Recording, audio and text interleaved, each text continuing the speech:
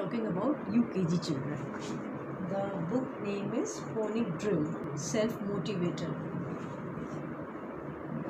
Self-motivator यानी अपने आप को खुद मोटिवेट करना. Yes. So in this your mom will help you out, and I am telling you about the sound of two different alphabets, that is E and A.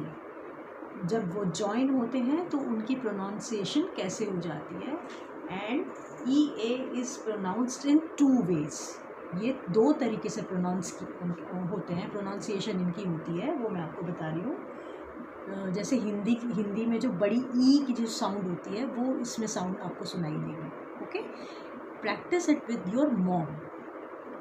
BEA के beak, व और क के बीच में EA की जो sound आई है वो जॉइन होके उसने बड़ी ई जैसी साउंड आपको सुनाई दे रही है.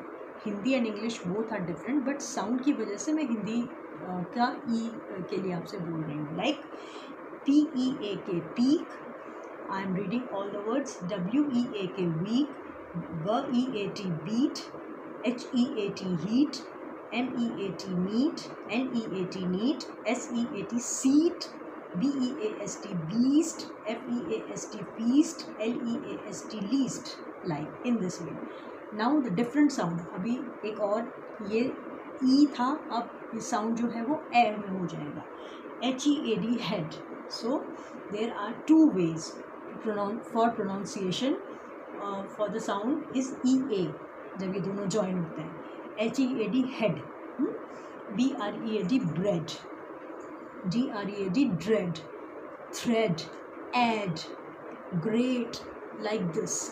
So remember always EA जब join होते हैं तो 2 तरह की pronunciation इनकी आती है.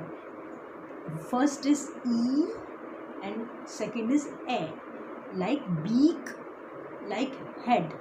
Understood? So you have to learn all these words with your mom.